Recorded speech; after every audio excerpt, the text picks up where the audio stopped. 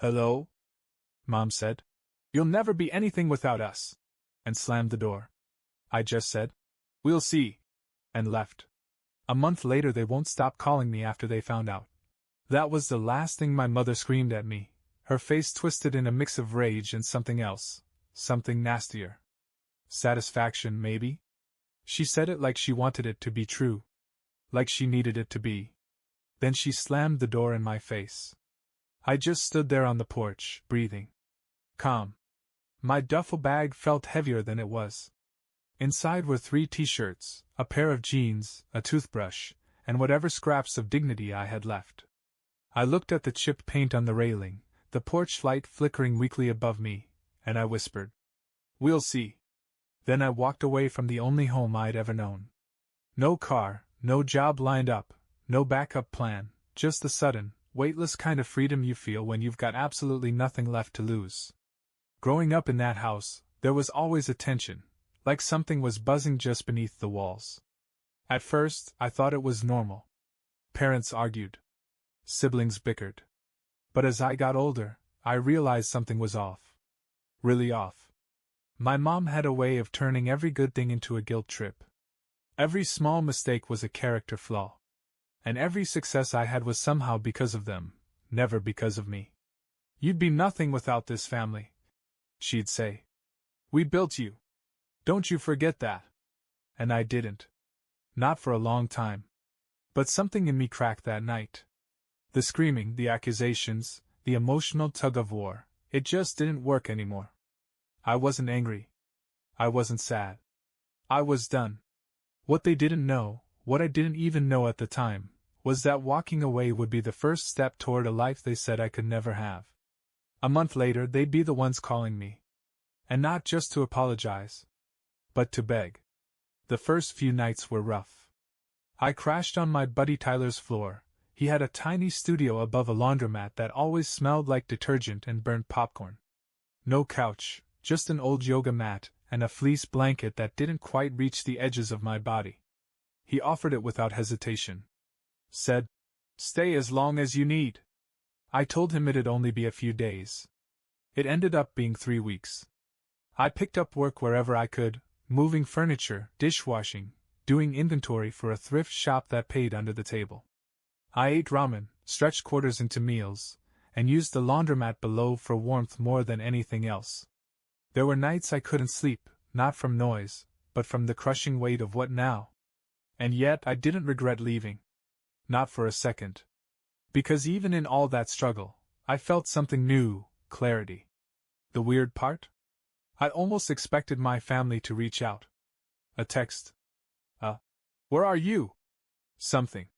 But days turned into weeks, and the silence just confirmed what I'd always suspected. They didn't care about me. They cared about control. Then one afternoon, everything changed. Tyler and I were eating cheap tacos from the place across the street when I got the call. A number I didn't recognize. New York area code. I almost didn't pick up.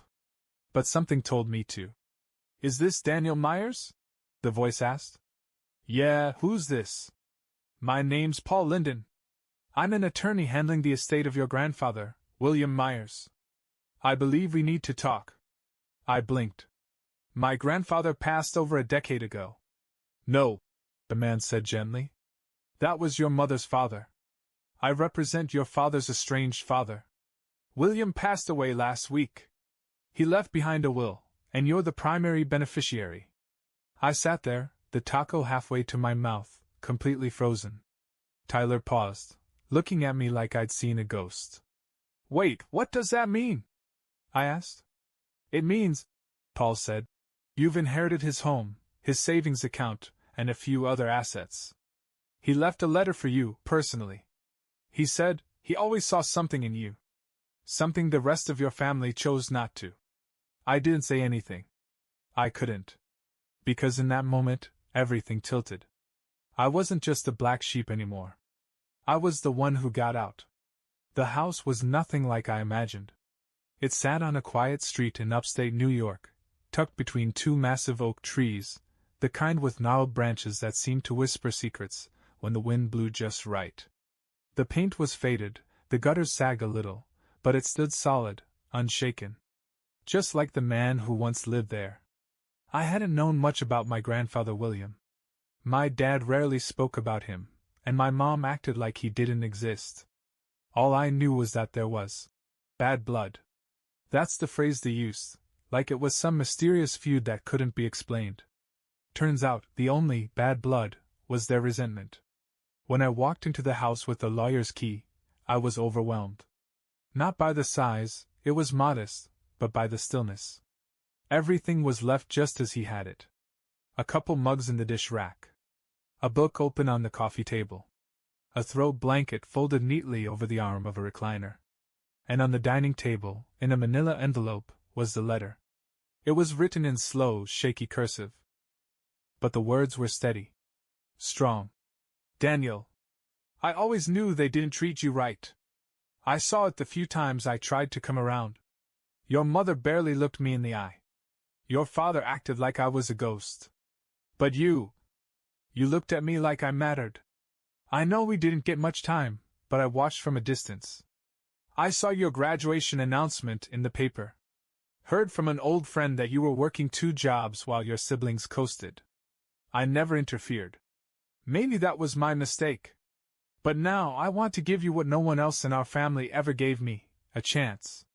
Use this house. Use what I left you. Build the life they said you never could. And when they come calling, and they will, remember this. You never needed them. Love. William. I sat there for a long time after reading it, staring at the words, rereading the lines that felt like a balm on a lifetime of wounds. For once, someone in my bloodline saw me for me. It wasn't just an inheritance. It was permission to start over. And that's when the calls started. At first, it was just 1. Then 2. Then a cascade. My mother. My sister. Even my father. I didn't answer a single one. Not yet. By the end of the week, my voicemail was full. Daniel, it's your mother. Call me back. Please. Danny, we heard about something with a house. We need to talk. Son, this is your father. I know you're upset, but don't be stupid. I sat on the back porch of my grandfather's house, watching the sun sink behind the tree line. There was a slight chill in the air, and I wrapped myself tighter in the old flannel blanket I'd found in the upstairs closet. It still smelled like cedar and pipe tobacco. The thing is, I wasn't upset. I was done. Done begging for scraps of affection. Done financing their lives while mine barely held together. Done pretending like I mattered to people who only saw me as a backup plan. And now, suddenly, they were calling? Not when I was sleeping on Tyler's floor. Not when I couldn't afford to buy groceries. But when I came into something? I didn't need to hear their voices to know what they'd say. Oh, we always believed in you. See? We knew you'd turn things around. Can we come visit? It'd be so nice to reconnect. The nerve of it. But instead of blocking them, I came up with something else. A plan. Not cruel. Just honest. I started fixing up the house. My grandfather had kept it in great shape, but I wanted it to feel like mine.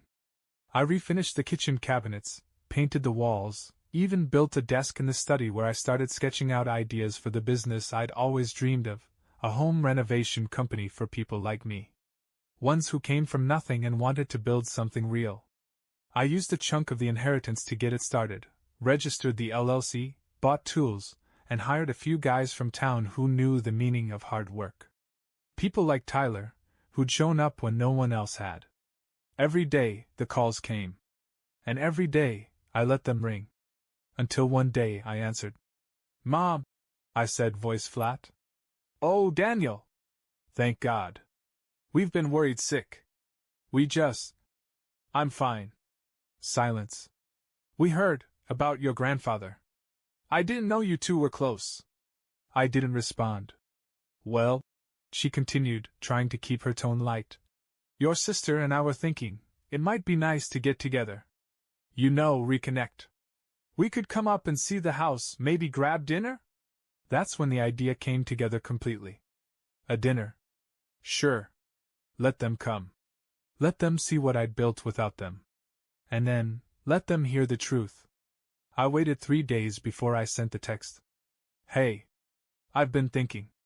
Maybe you're right, it's time we talked. Let's do dinner. My treat. Saturday night. I'll send you the address. I kept it vague on purpose. Just enough warmth to give them hope, but not enough to suggest they'd earned anything. I didn't mention the inheritance. Didn't bring up the house. Definitely didn't say anything about the business. I just watched the dots bubble on my screen and, sure enough, within minutes, my mother replied. We're so glad you're coming around. This means a lot to the family. Family? Funny word. I sent them the address, the one they didn't recognize, because none of them had ever been to my grandfather's place. I imagined their confusion, maybe a little suspicion. But they didn't question it. Pride wouldn't let them. They assumed they were being summoned back into my life, back into their roles as the all-knowing, all-giving matriarch and patriarch of the Myers clan. They had no idea. Saturday arrived like a slow drumbeat. I set the table in the dining room just like my grandfather used to when I visited as a kid, nothing flashy, just solid wood, clean silverware, folded cloth napkins. I even lit a candle in the center. Just for mood. Then I changed.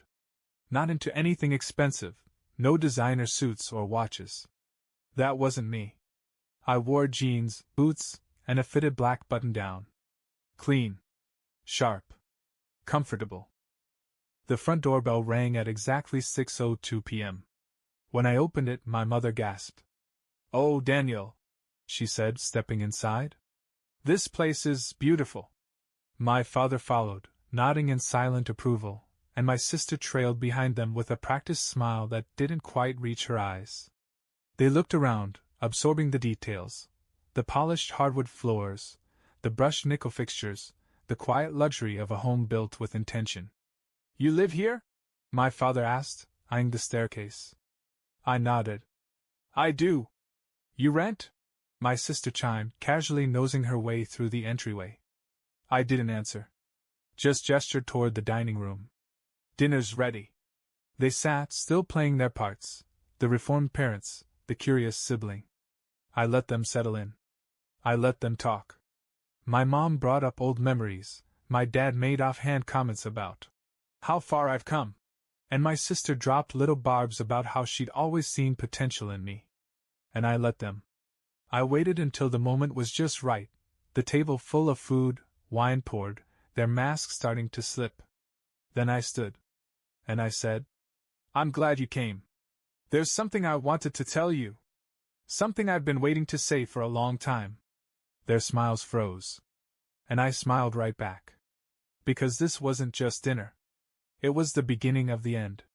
I leaned forward, resting my hands lightly on the table. "This house," I began, voice calm, "didn't come from a job promotion. I didn't win the lottery. And no, I'm not renting." My mother blinked. "Then how?" "It was left to me," I said. "By Grandpa William." That name hung in the air like a ghost. My dad shifted in his seat. "Your grandfather?" He was estranged. He didn't even." "He did," I cut in. "He saw more in me than the rest of you ever did." My sister opened her mouth, but I didn't let her speak. "He left me this house. A sizable savings account. And a letter. A letter where he said he always knew the truth, that you never believed in me. That you all treated me like I was a burden." My mother's face twisted, unsure whether to cry or deny. I didn't stop. "I used that money to start my own business. This house is mine. That car outside? Mine. That company logo on the jackets in the entryway? Mine." I stepped back. "And I built it all, without you." Silence. For once, they had nothing to say. For a few seconds, no one moved. You could hear the tick of the old wall clock, louder than it had ever sounded before. Then my mother let out a brittle laugh, the kind you use when you're not sure whether to cry or fake composure. "Well, that's wonderful, sweetheart," she said, too sweet, too fast. "We're just happy you're doing well." My father scoffed under his breath. You mean you let that old man buy your success? I turned to him, slowly. No. I earned it. Grandpa just gave me what none of you ever did, a chance. You, on the other hand, gave me lectures. Guilt trips. Silence. You slammed a door in my face. My sister finally snapped. Okay, we get it. You've got money now, you've got a house. You think that makes you better than us? No, I said quietly. What makes me better is that I didn't use people. I didn't manipulate anyone. I didn't burn bridges and then show up with a matchbox asking for warmth. She scoffed, but her cheeks flushed. The cracks were showing now. Daniel, my mom said, her voice trembling just slightly. We are still your family. Families go through things. We weren't perfect, but we. You told me I was nothing without you. I cut in. You made sure I believed it. You needed me to stay small so you could feel big. You slammed the door in my face and called it love. She looked away. And now that I have something of my own, now that I'm not struggling, you come crawling back with forced smiles and empty praise. Not because you care, but because you think there's something in it for you. They didn't deny it. That was the part that hurt most. They didn't even try. I invited you here tonight, I said, straightening up, so you could see that you were wrong. Not just about me, but about the story you told yourselves. That I'd fail. That I'd come running back.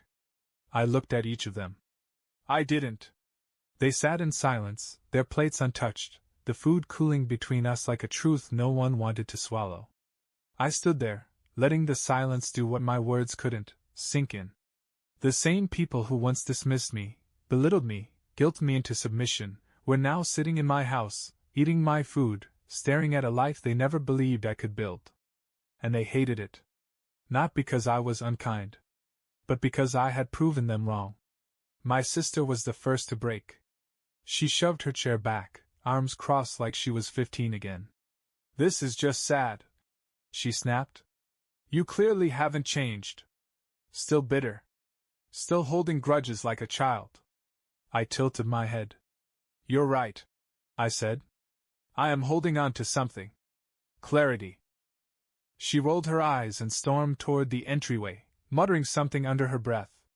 My father stood next slowly, like he was still waiting for a cue. You think success erases disrespect? He said, voice low, measured.